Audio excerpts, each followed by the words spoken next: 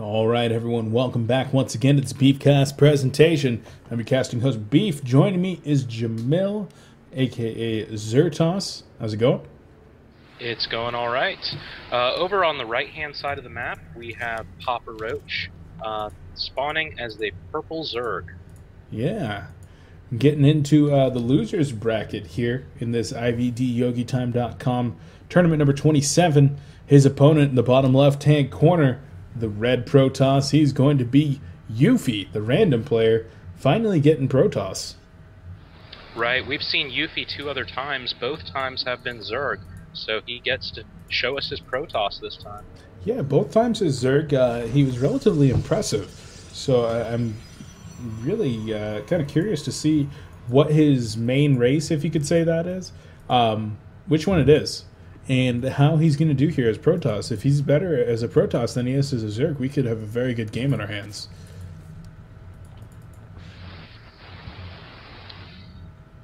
Right now, we do see our purple Zerg actually going to be dropping a very early gas here. Something that you do not see very often here against our Protoss player.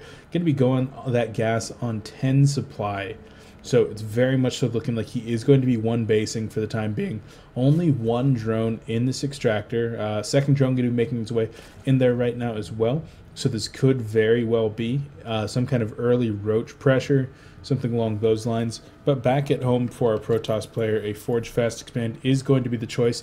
And as that probe does go ahead and make its way up into the base, he's going to see the relatively early spawning pool and the extremely early gas. And he's going to say, hey, I can't go Nexus first.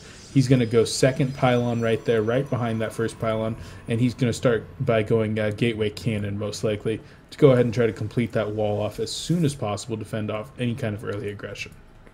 Yeah, that extractor was so early, I actually thought maybe he was going for an extractor trick, so I was expecting the cancel. Yeah, me too. It's something that you just do not see very often. He's even going to be going up to a second gas right now.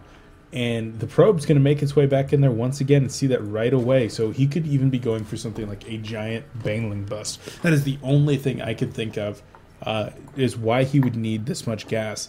Queen finally going to get started here for our Zerg player, but right now he's working with 5 drones in gases, he even going up to that 6th drone in gas. So he's making so much gas.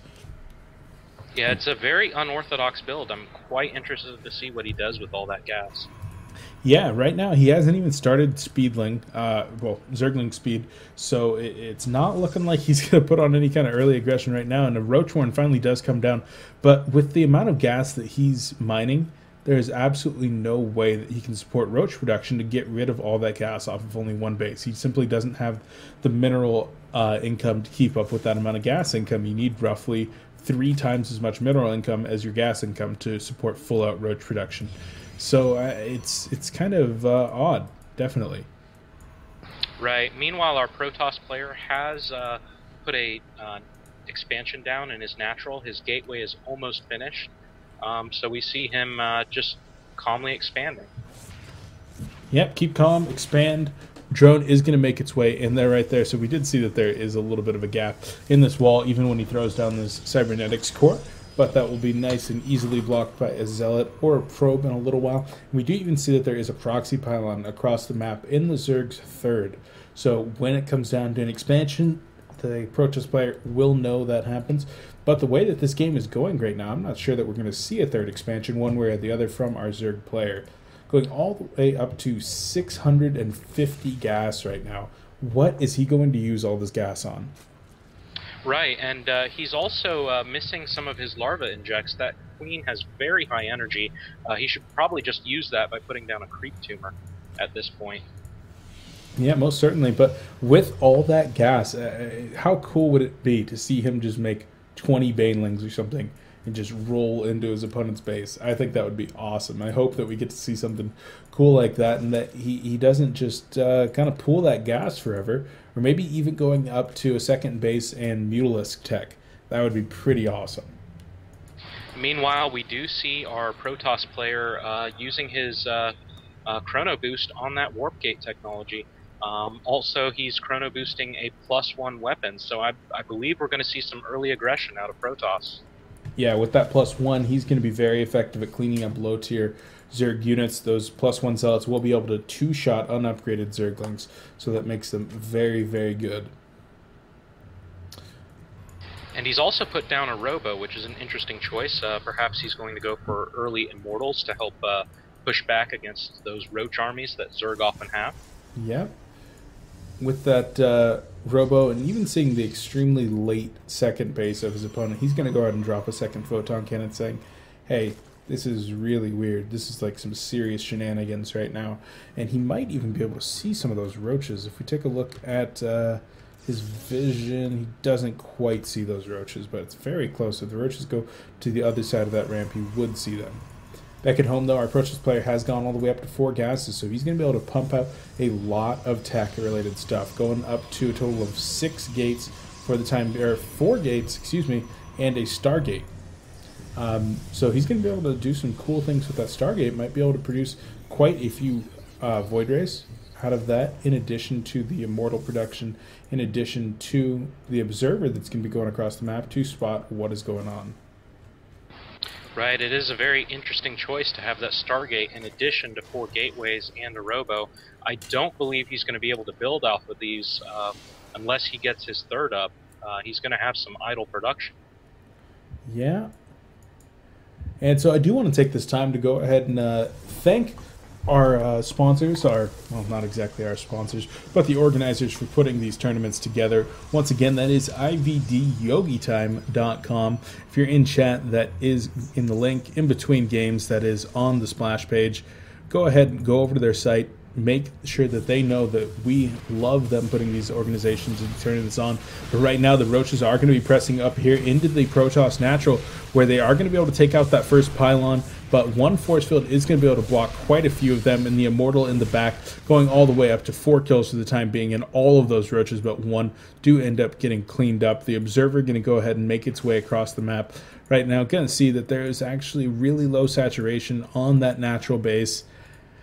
And the Zerg player is really just in quite a situation right now, going up to a total of 4 gases, but still just barely getting that lair out right now, sitting at 1,200 gas. It would be awesome if he's able to get into Mutalisk Tech, something like that, make use of all that gas, even in Festers, finally get to drop double Evos, so make use of the gas in that way.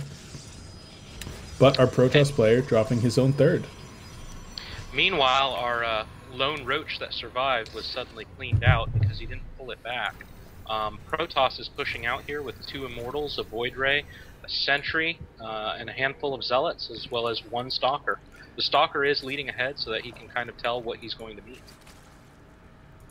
Yeah, and that Stalker, like you said, being a little bit of a scout right there, doesn't manage to see exactly what's going on, but as that Void Ray gets in there, he's certainly going to see, hey, there's a lot of Roaches up there, but we've got a fair amount of Immortals. That proxy pylon going to be making itself useful over there, as the Void Ray does manage to make some contact here, and the Immortals in the back going to be cleaning up a lot of these Roaches. Void Ray is going to be charging up here onto the Queen right now, and that Queen is going to fall to that Void Ray. Second Void Ray does go ahead and join the competition right there. The uphill vision provided by the Void Ray is going to be able to allow those Immortals to clean everything up. 2 Void Rays charged up on that hatchery. 2 Immortals going to be just absolutely pounding into that, and the natural hatchery is going to fall right there. Reinforcements of Zealots going to be warped in. Drones coming off the line here to try to take out this army, but there is absolutely no way those drones are going to be able to clean up an army of this size and power right now. The Russians are going to be able to reinforce right now, but cleaned up immediately, and our Zerg player is in dire straits. Yeah, I don't believe our Zerg is going to be able to hold this off, even if he got out more Roaches. Those Void Rays are just too much to deal with, and even that last Queen just goes down. Yeah, his choice here was to go ahead and make some Hydras, and he is up to 6 Hydras.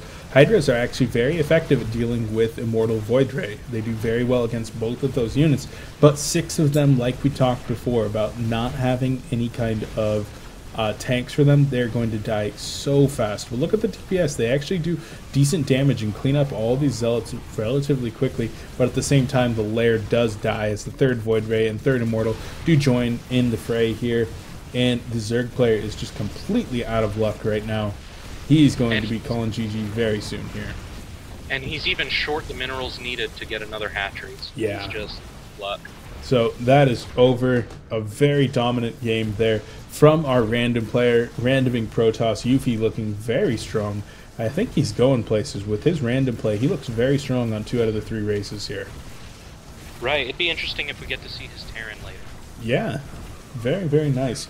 Thank you for watching, though. I've been your casting host, Beef. Joining me, Zurtoss, a.k.a. Jamil, casting for IVDYogiTime.com. Head over to that website. Get all the info for all the tournaments. 3 tournaments a week, each one of them a cash prize. Today is gold and silver. Friday is all divisions. Make sure to check them out. Go over there, click on a Google ad so that they can get some funding to keep these tournaments rolling. But thank you for watching. We will be back with some more matches from today's tournament in just a bit. We'll see you then.